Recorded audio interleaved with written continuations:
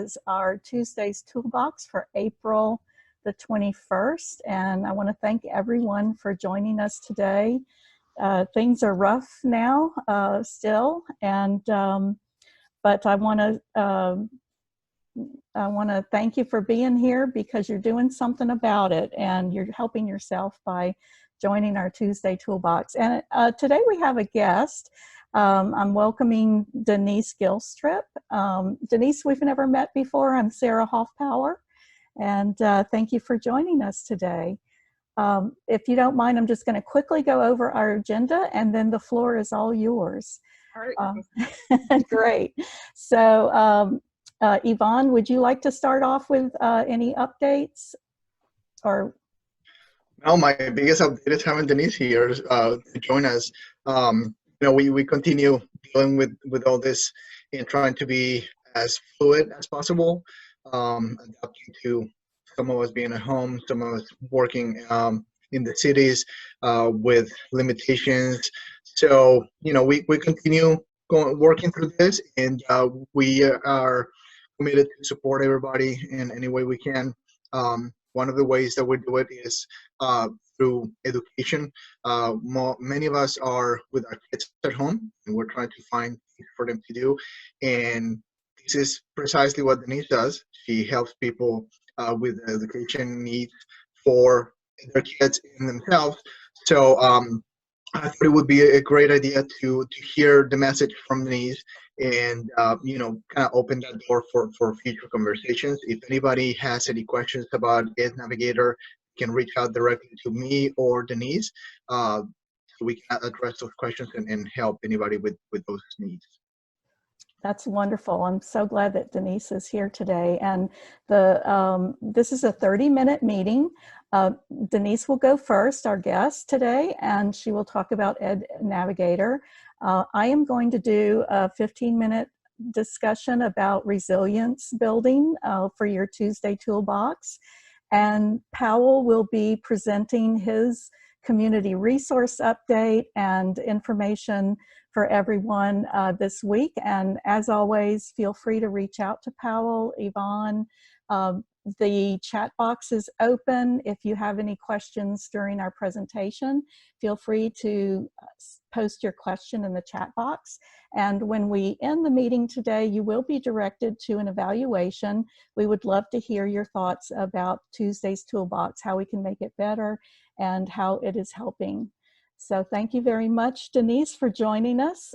Please, the floor is all yours.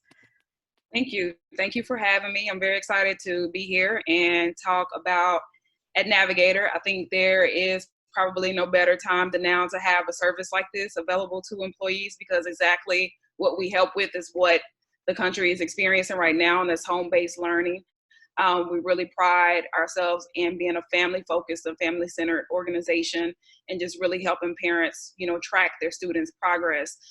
Right now, what we've really been trying to do is make sure that parents are equipped with what they need to make sure that the home learning is as seamless as possible and that their students are getting exactly what they need. So just to let you know a little bit about EdNavigater, it is a free service available to Gallo employees, and what it provides them is an access to an education expert or consultant, however you want to refer to me, and we talk about school stuff. Now, we don't just focus on K through 12 and college, but we also focus on adult learning. But right now, we know that the focus is heavily on, K through 12, and also with those students who are transitioning into college, and also those students who have made the transition at their respective universities to the online learning process. But one of the key things that we do is help parents track their students' progress in school. And so usually what that begins with is taking a deep look at the student's performance. And we do that by analyzing report cards, by analyzing classwork, looking at any kind of teacher reports, any kind of, IEPs or anything that comes with the student. We take a deep look at that. And then from there, we work with the family to set goals. Now, these goals may be centered on home-based learning, but they also may be centered on improving in the area where the student might be struggling in.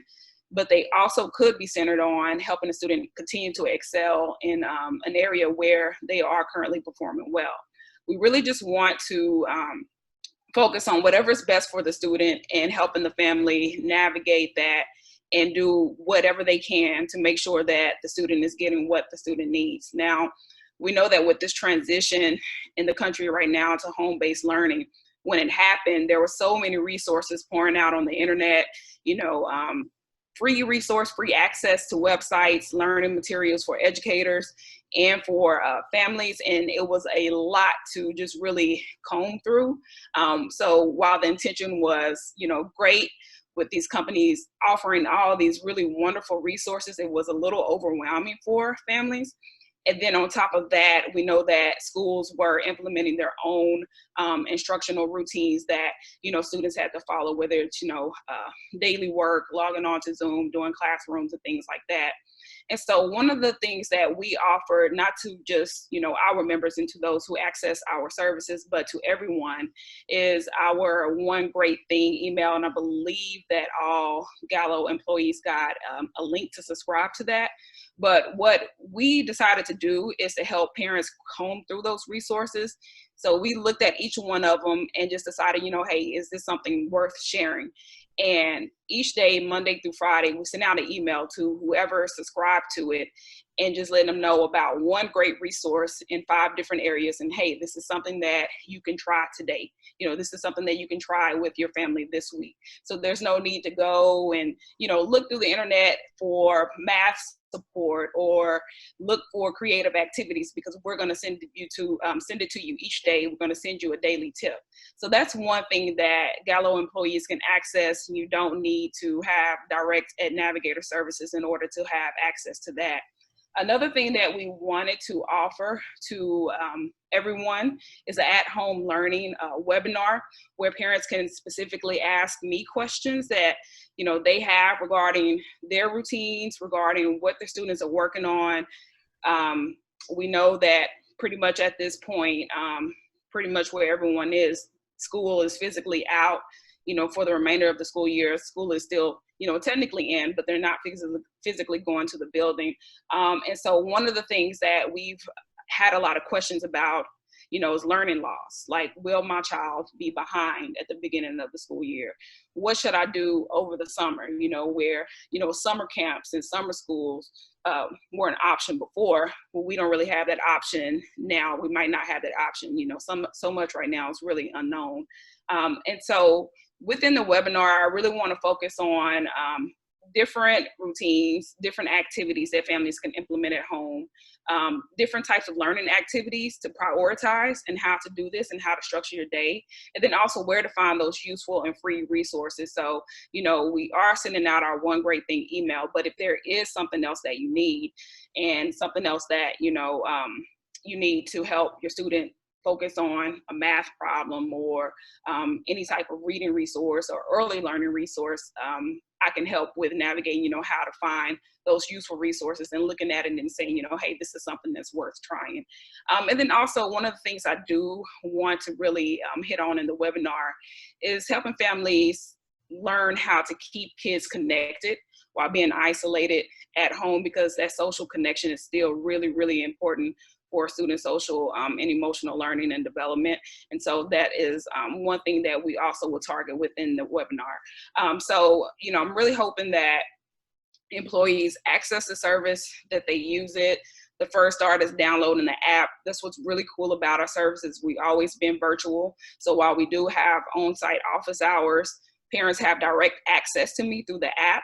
So once they download the app and they create their profile, they can call me in the app, they can message me, I can send them resources. And it's also how I track students' progress and how I track their goals.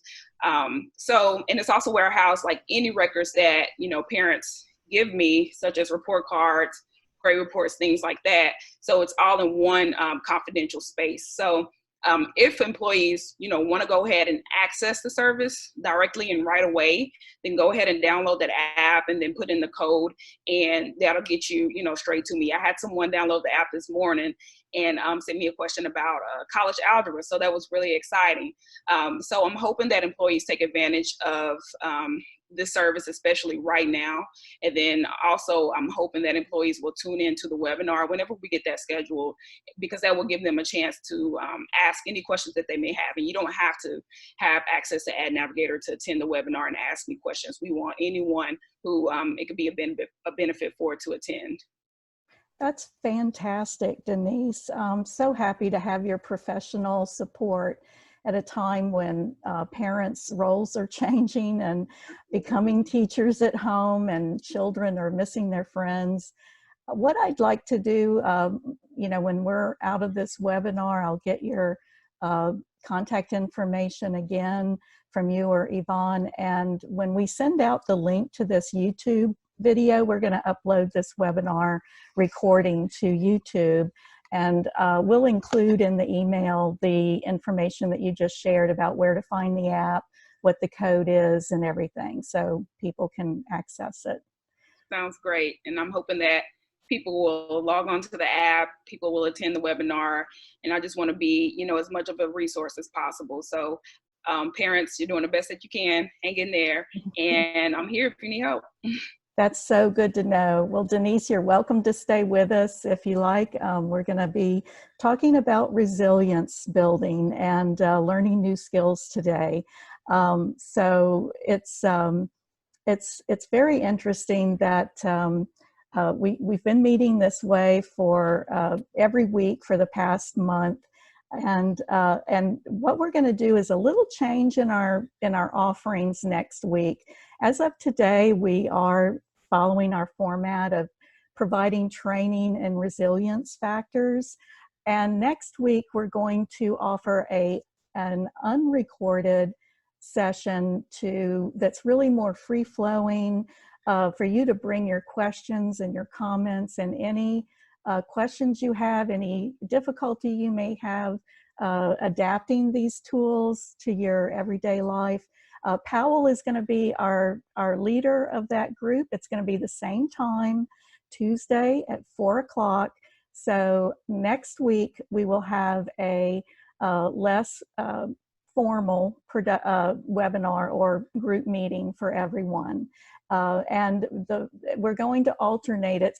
Beginning next week, we'll alternate the two different formats. So we'll have a training one week, and the next week we're going to practice and discuss and share and support each other with any you know, concerns that we might have.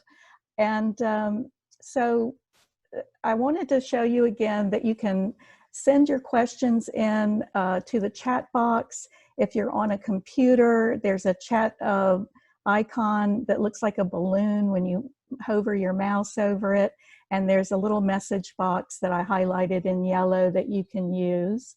I start off, and I always end with the Keep Calm Through COVID hotline that the Louisiana Department of Health has implemented. The number is 866-310-7977.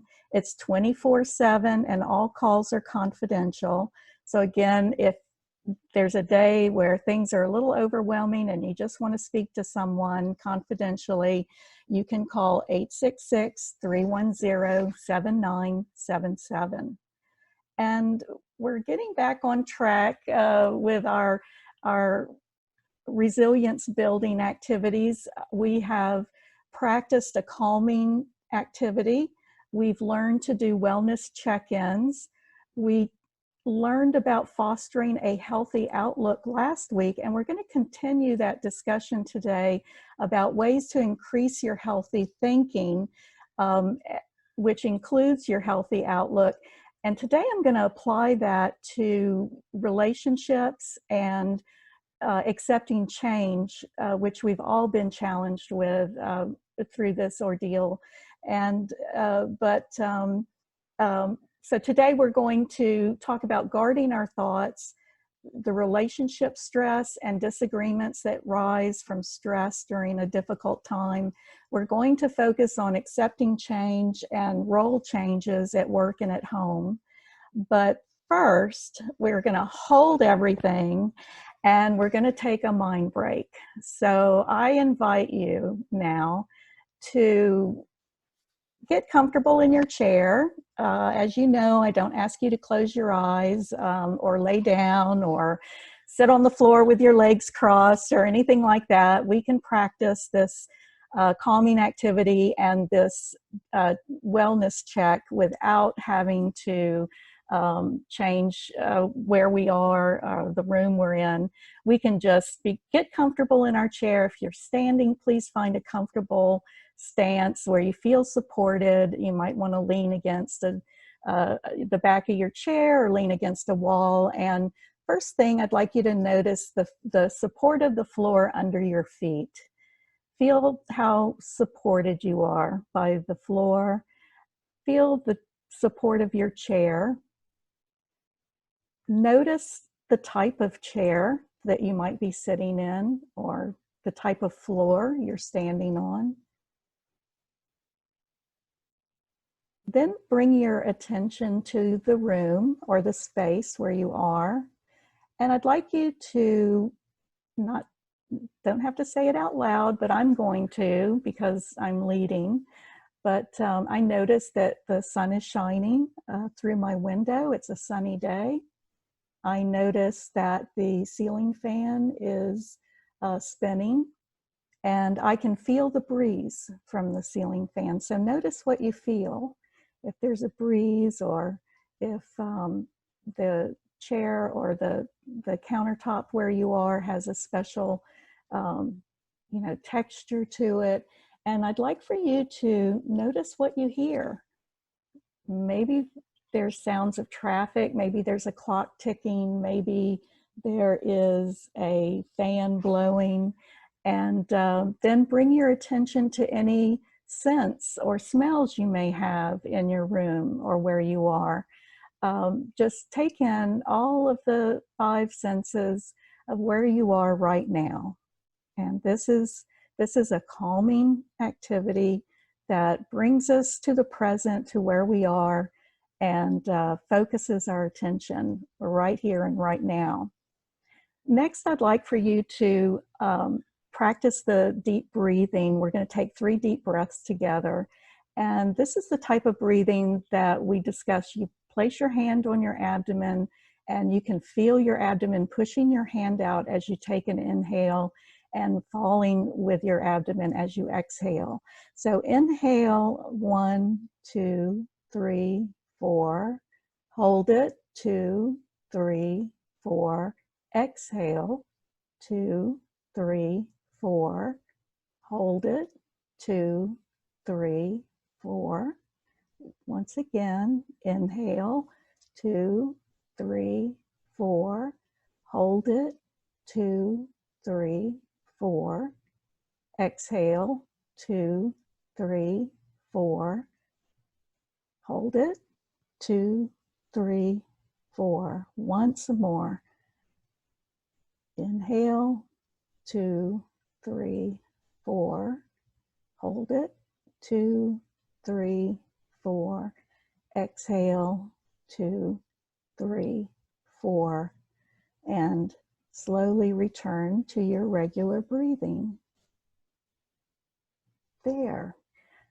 The deep breathing exercise is a reflex of our defense system. It's a natural instinct that will calm our nerves, lower our blood pressure, and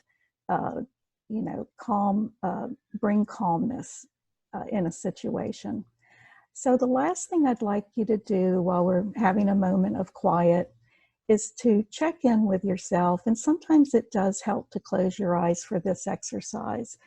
Close your eyes for a moment, because that brings your attention inward. And notice if there's any particular strong emotion or feeling that you have with you today. If something happened and you feel an emotional response to it, just name what that feeling is. We don't have to change it or do anything about it, just name it. It's important to recognize the feeling that we have. And the last thing, while we're still keeping our eyes closed and focusing inward is think of one thing that you are grateful for.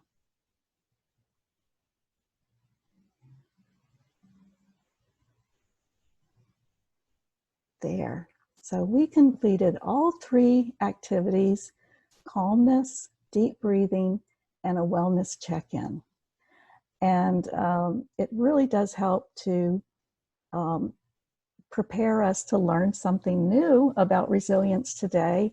And I do hope that had a calming effect for you. So moving back to I love having my PowerPoint because I'm a very visual person, and thank you for, letting me use my prop here. So the first thing that we're going to talk about today is a continuation of guarding your thoughts.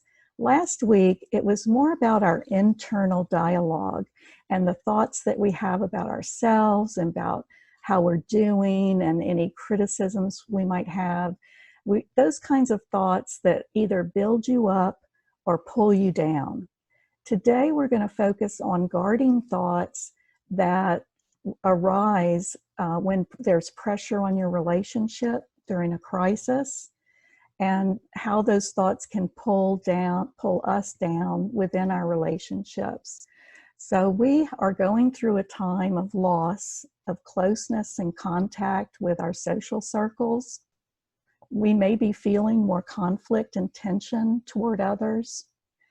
And it's very common and normal to feel sensitive or more sensitive than usual to being ignored or criticized or rejected at this time. And these types of thoughts are often associated with pulling us down or affecting our relationships. One thing that might happen is jumping to conclusions or trying to mind read others' intentions. And it could be something as simple as, my friend promised to call me at 4 o'clock and they still haven't called. They must not care about me anymore. Or they're too busy to keep their word and give me a call. This is what jumping to conclusions looks like or sounds like, or trying to read the mind of your social connections. If you begin to feel hurt, rejected, or ignored, check in with yourself to see if maybe you have all the facts. And, if you think you might be jumping to conclusions, take a step back and say, well, they didn't call like they promised, but I really don't know the reason for that. And I'll just wait until I can find out what happened. Taking a step back relieves our sense of being ignored or being rejected. And it also gives time for that for the facts to come out. Secondly, we might take our feelings too seriously or literally. In a crisis, our emotions are heightened. We talked about how our mind seeks to protect us by warning us of dangers or maybe overgeneralizing fear and anxiety. And this can also happen with relationship feelings of being ignored or being criticized or feeling lonely and feeling rejected. If we take our feelings too seriously or too literally, they hurt, and you can't take that away. There's pain with loneliness and solitude at times. However, letting your thoughts go into a mindset of I'll always be alone and nobody cares about me, is that type of thinking is going to bring you down further. So to build resilience, we take a step back from these strong feelings that we're having, and we ask ourselves, is that really true? Is it true that I'm going to be alone forever? Or is this temporary?